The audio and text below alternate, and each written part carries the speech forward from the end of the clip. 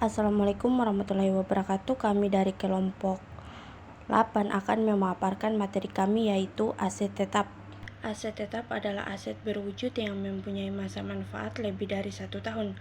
Contohnya tanah, gedung, dan kendaraan. Dalam sak etap yang diatur IAI 2009-68, aset tetap adalah aset berwujud yang dimiliki untuk digunakan dalam produksi atau penyediaan barang atau jasa untuk disewakan ke pihak lain atau untuk tujuan administratif, dan diharapkan akan digunakan lebih dari satu periode. SAK menggunakan istilah aset tetap, tetapi dalam perpajakan tidak menggunakan istilah aset tetap. Istilah yang digunakan dalam SAK memang berbeda dengan istilah yang digunakan dalam ketentuan peraturan perpajakan. Sesuai dengan pasal 11 Undang-Undang PPH Nomor 36 Tahun 2008, dalam perpajakan aset tetap adalah harta berwujud yang dapat disusutkan dan terletak atau berada di Indonesia, dimiliki dan dipergunakan untuk mendapatkan, menagih, dan memelihara penghasilan yang merupakan objek pajak, serta mempunyai masa manfaat lebih dari 1 tahun.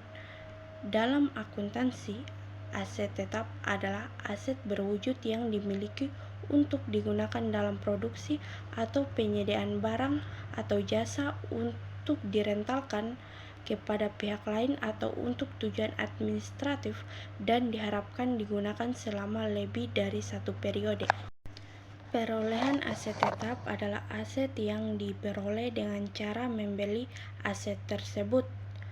Aset tetap yang diperoleh dengan pembelian dalam bentuk siap pakai dicatat sejumlah harga beli ditambah dengan biaya yang terjadi pada saat perolehan atau konstruksi, dan atau jika dapat diterapkan jumlah yang dapat diatribusikan ke aset pada saat pertama kali diakui sesuai dengan persyaratan tertentu dalam SAK etap. Biaya-biaya tersebut seperti biaya pengiriman, biaya bongkar muat, biaya pemasangan, biaya profesional, biaya masuk, pajak masukan yang tidak boleh dikreditkan, dan lain-lain ditambah ke dalam harga perolehan, sementara setiap potongan dagang dan rabat dikurangkan dari harga perolehan. Dalam penjelasan pasal 10 Undang-Undang PPH Nomor 36 Tahun 2008, harga perolehan harga penjualan dalam hal terjadi jual beli harta yang tidak dipengaruhi hubungan istimewa sebagaimana yang dimaksud dalam pasal 18 ayat 4 Undang-Undang PPH Nomor 36 Tahun 2008 adalah jumlah yang sesungguhnya dikeluarkan atau diterima termasuk dalam harga perolehan adalah harga beli dan biaya yang dikeluarkan dalam rangka memperoleh harta tersebut, seperti biaya masuk, biaya pengangkutan, dan biaya pemasangan. Soal pembelian dalam negeri, tanggal 1 Januari 2012, PT Sisi membeli kendaraan operasional seharga 200 juta, belum termasuk PPN 10%. Maka jurnal yang dibuat PT Sisi adalah sebagai berikut. Tanggal 1 Januari 2012, yaitu jurnalnya kendaraan, pajak masukan, kas atau bank. Kendaraan sebesar 200 juta berada di sebelah debit, pajak masukan sebesar 20 juta berada di sebelah debit, kas atau bank 220 juta berada di sebelah kredit. Pajak masukan dapat dari harga kendaraan sebesar 200 juta dikali dengan PPN sebesar 10%, maka didapat pajak masukan sebesar 20 juta. Contoh soal pembelian impor dari luar negeri.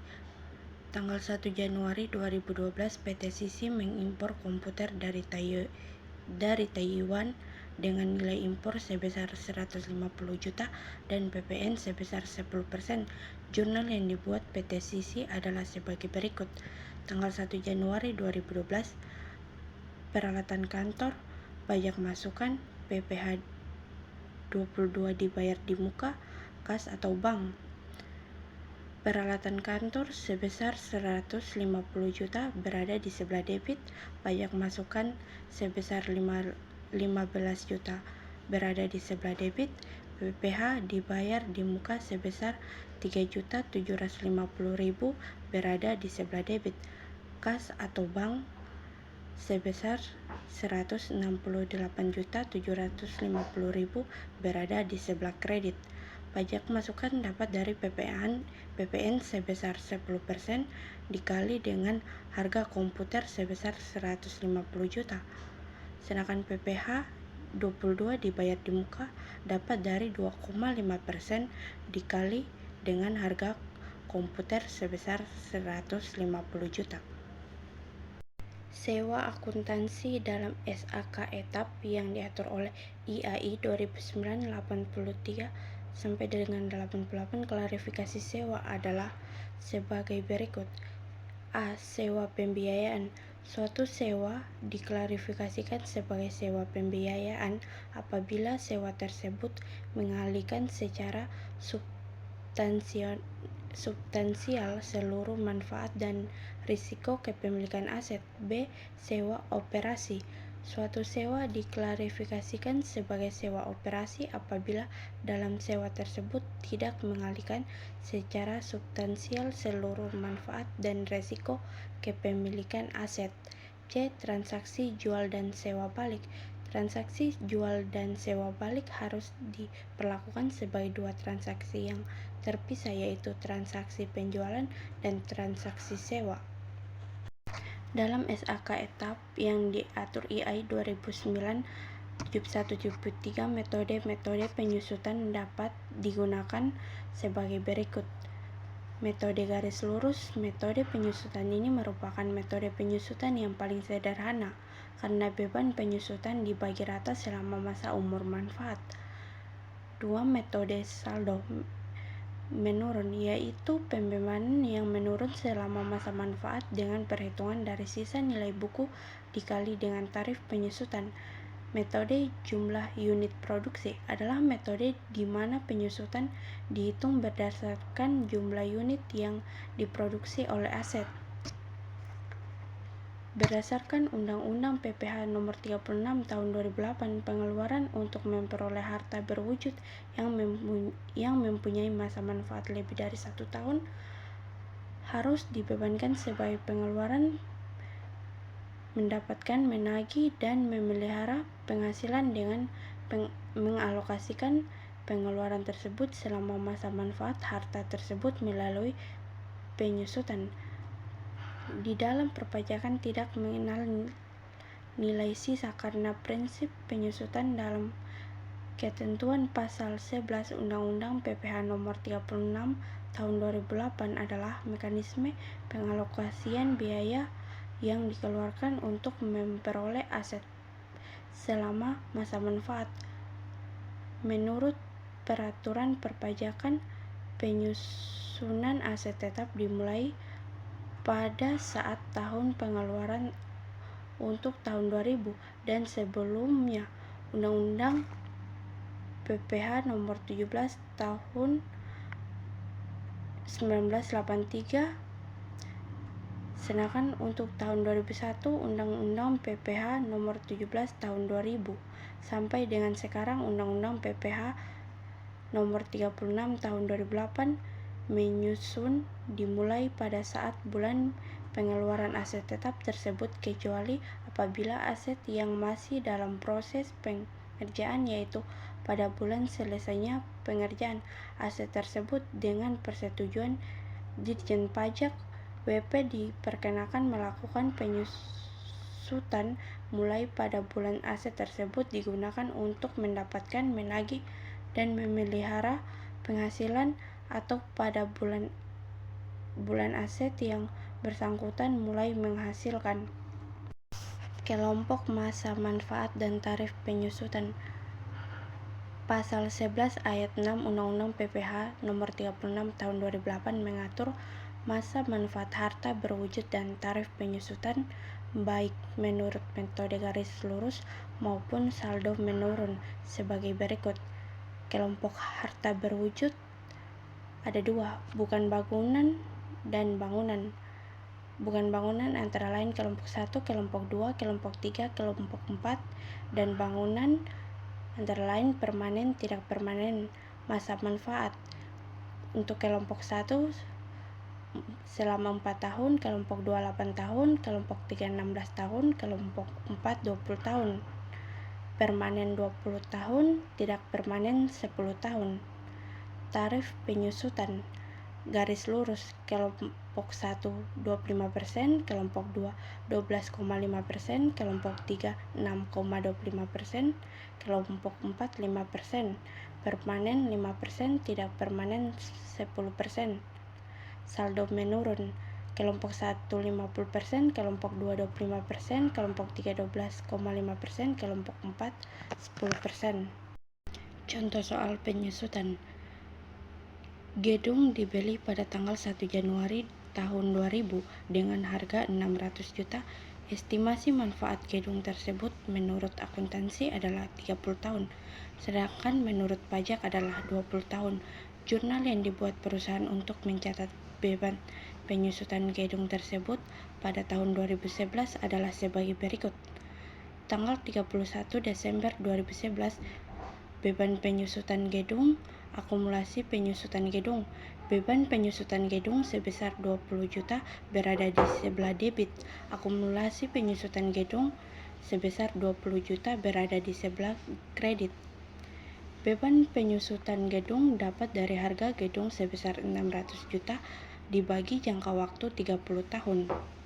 Sementara itu, perhitungan beban penyusutan gedung untuk tahun 2011 menurut perpajakan adalah 5% dikali 600 juta, maka dapat hasil beban penyusutan gedung sebesar 30 juta. Pertukaran aset tetap dalam SAK etap yang diatur oleh AI 2009-70 apabila aset tetap diperoleh melalui pertukaran dengan aset non-moneter atau kombinasi aset tetap dan aset perolehan diukur pada nilai wajar kecuali yang pertama transaksi pertukaran tidak memiliki substansi atau komersial, atau yang kedua nilai wajar aset yang diterima atau aset yang diserahkan tidak dapat diukur secara handal, maka biayanya perolehan diukur pada jumlah tercatat aset yang diserahkan. Menurut penjelasan pasal 10 Undang-Undang Pajak Penghasilan, nilai perolehan atau nilai penjualan dalam hal terjadi tukar menukar jumlahnya harus dikeluarkan atau diterima berdasarkan harga pasar, yaitu harga diperoleh berdasarkan transaksi tukar menukar.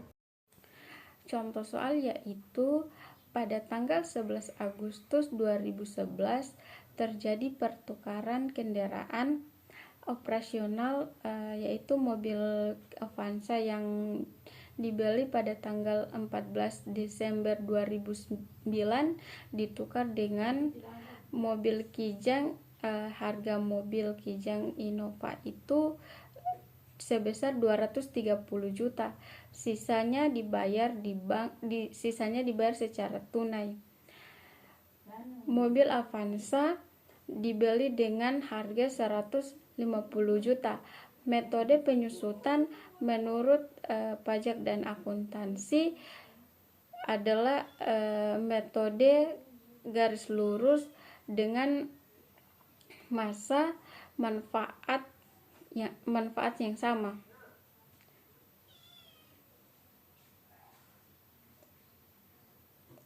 Hitunglah laba atau rugi atas pertukaran secara akuntansi dan perpajakan. Yang kedua, buatlah jurnal atas pertukaran aset. Yang ketiga, hitunglah besar koreksi fiskal pada saat pengisian SPT.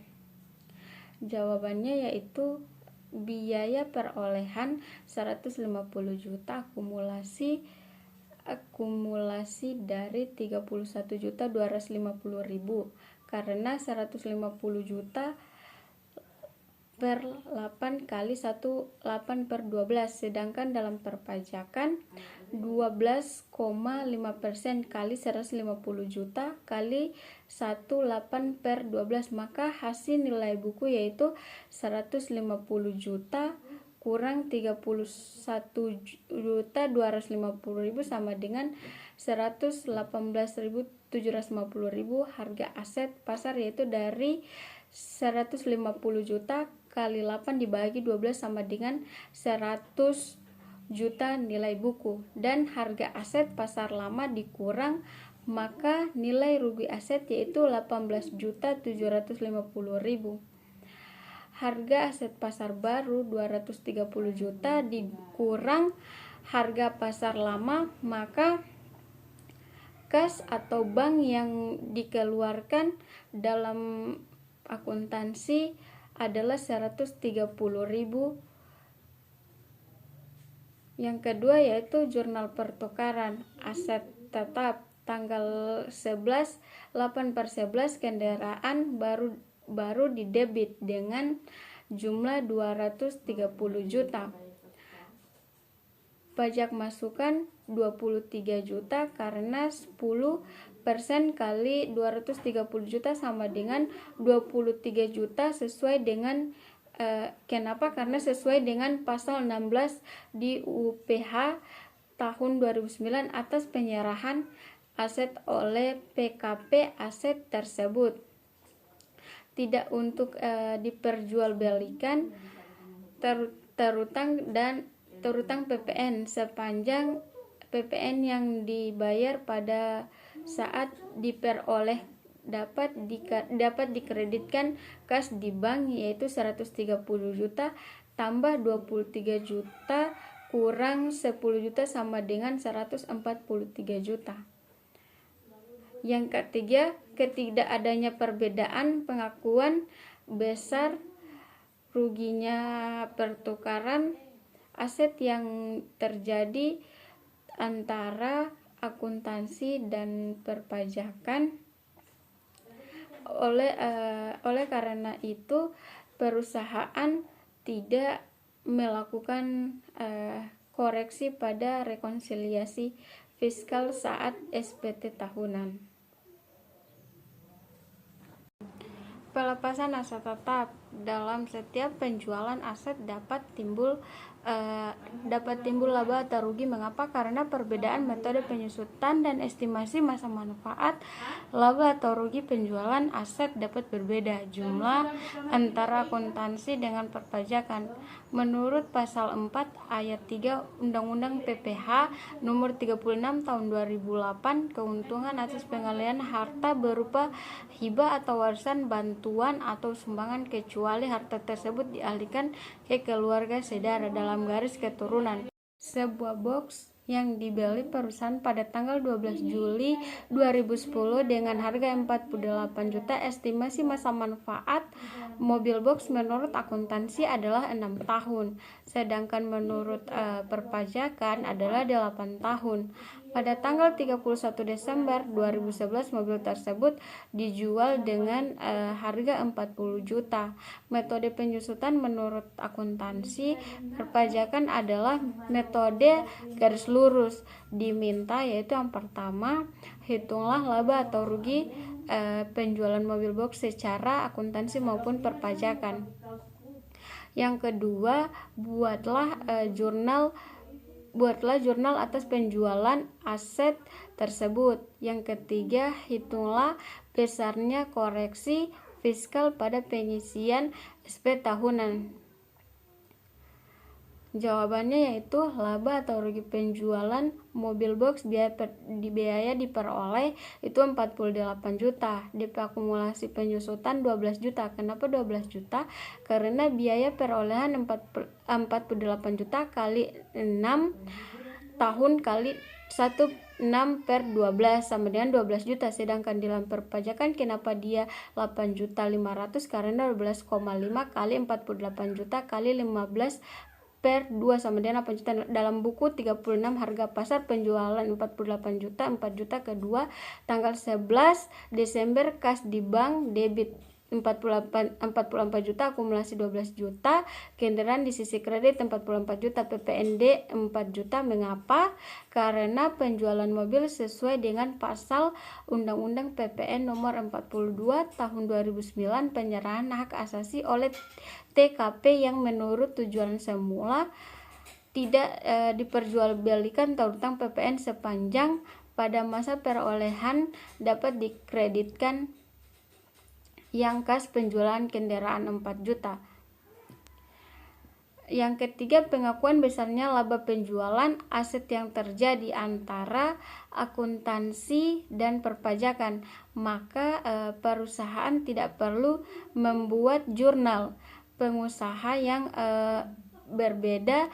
Perlakuan besar laba penjualan hasil tersebut menimbulkan beda tetap tidak permanen antara perpajakan dan akuntansi. Oleh karena itu perusahaan harus melakukan koreksi negatif pada rekonsiliasi fiskal pada saat pengisian SP tahunan, yaitu 4 juta kurang 5 juta sama dengan 3.500.000.